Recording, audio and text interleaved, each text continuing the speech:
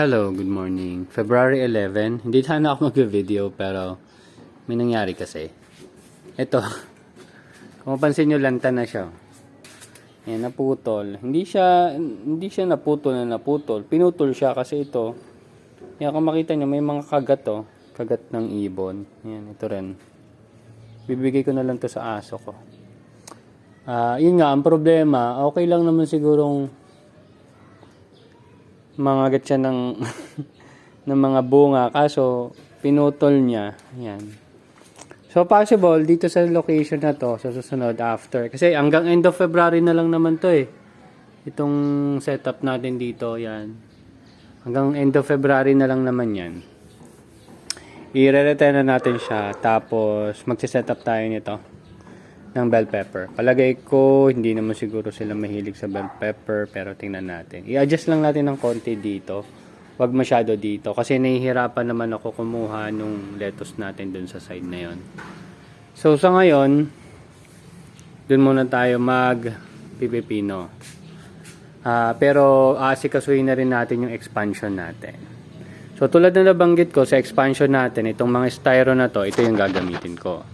Tapos, pag na-clear na natin to, dito tayo mag-experimento or magsisimula ng NFT system. So, gagawa tayo ng A-frame dyan. Lalagyan natin na ng konting espasyo dyan. Pero yan, magkakaroon tayo ng A-frame dyan. So, trial pa lang yon. So, yung mga excess seedlings natin na lang ilalagay natin. Pero dadagdag din namin production natin. So, ngayon, nasa 105 heads tayo. So, magiging 120 yon kasi dadagdagan ko ng isa pang box. Pero kung makapagdagdag pa tayo, mas maganda. Yon. Tapos kanina, so nakita ko yung kaibigan natin doon, binigyan natin ng lettuce na order niya. Umorder siya ng 2, pero nadagdagan pa ng 5 kasi may mga kakilala sila doon or mga, yun nga, ka-joggers din natin na na-curious.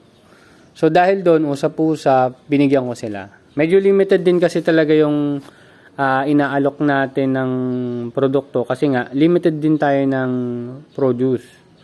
As much as gusto kong damihan, medyo limited pa sa space. Pero once na ma-prove natin na okay yung taniman natin doon, medyo madali na gumalaw-galaw or mag-expand. So far, naghahandbin talaga sila ng pipino, kaya medyo seseryosohin natin tong pepino. Aaralin natin kung paano. Yan. Sa ngayon, may lumalaki na bang pepino? Meron ako nakita nung nakaraan basta banda doon nakikita mo yon, yun. Yan. Base kasi sa itsura niya, yung bunga niya mas malaki kumpara sa iba at nagtutuloy-tuloy. Usually kasi pag ganyan laki, medyo nag-a-abort na. Yun dito sa mga baba, nag-abort na Ayan, yung mga nag-abort. Pero siya tuloy-tuloy. So, posible, sila yung mga unang batch natin. Nabanggit ko rin naman mga February, mid-February, or end of February, or early March. Yun yung inaasahan kong harvest natin ng pipino. Pero, yan, kung nakikita nyo, isang magiging cost talaga, isang magiging problem natin is yung paglaki nila. Yan, kaya natatabunan din dito. Pero maliban doon, okay naman or goods naman tayo overall. So kung nakikita nyo, ito yung estrosa natin. Okay naman yung tubo niya. Kakaiba rin dito sa ating mga tanim. So hopefully, maging okay yung lasa niya. Hindi ko sure kung kita dito or halata dito sa video, pero mas maputla to kaysa dito. Siguro dahil nga dun sa napasobra nating lagay ng nutrient P. Ayun. So far, meron akong naka-reserve na 7 lettuce. So, ang natitira ko na lang, 1, 2, mga 3 order na lang to. Kasi usually yung ito, parang pasobra ko na lang to Parang akin na lang yung iba dyan. Siyempre, kung mabibenta mo, mas okay pa rin. Yun. And ito, yan. Siniset up na natin. So, maya-maya pag sinipag ako, ayusin ko pa yung isa. Set up natin doon. Tapos, time to clean. Maglinis tayo nito. Ang ngayon, kaya umakyat lang din ako ngayong tanghali is para mag-video din, tsaka magdidilig lang ako ng paligid. Yan. So, pakita ko lang sa inyo pala yung marigold natin. Ito yung marigold natin.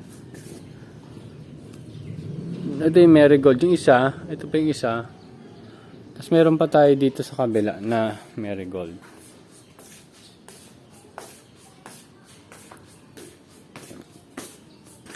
Ayun, nasa isang gilid din, marigold. Hindi ko na kasi si kaso talaga, or nagsawa na lang hanapin ko saan ba sumusuot yung tawag dito, yung baka dito. Yun, medyo alam ko na. Ayun. Tama ba? Medyo may butas doon, pero tingnan ko. Pero parang hindi naman dapat siya makapasok dyan. Baka dyan. Yan. Pero yun nga, banda dito talaga napapansin ko talagang iniistorbo nila. So, babaguhin na lang natin setup. Adjust lang natin ng konti, pero bell pepper muna yan. 6 na bell pepper yung idadagdag natin maliban dito sa bell pepper na tumutubo natin ngayon. So, hindi ko pa napag-aralan kung paano ko ipuprune. Pero baka itong mas maliit i-prune natin para lang hindi sa nutrient solution. So, yun lang. Akala ko talaga hindi ko na-diligan or whatsoever. Pero yun nga, putol pala siya kaninang umaga. In terms of tubig, marami pa naman. So, ayan. So, mapansin nyo, hindi pa kasi ako marunong mag-alaga talaga ng pipino, kaya hindi pa ganun talaga kaganda. Pero at least napapakinabangan na, yun naman yung importante. So, ito, yan. Mga ano to? 45, 46 days. Ay, hindi, nung 42 days, syempre hindi pa sila ganyang kalaki. So, habang tumatagal, lumalaki na sila.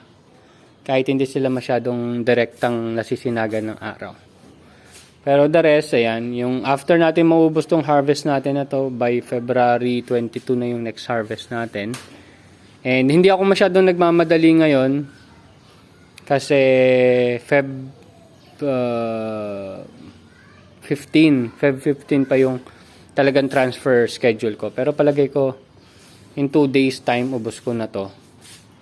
Tapos yun, mag-start na tayo mag-prepare. Tapos, pwede na agad tayo mag-early transfer, kumbaga. So, ayan. Yung iba doon, kinakain ko na rin. Late na nga. Late na rin yan. Yan. So, that's it. Thank you very much and see you next update. So, hopefully, after few weeks, ang update natin is nandun na tayo sa bagong location. Thank you very much. Bye-bye.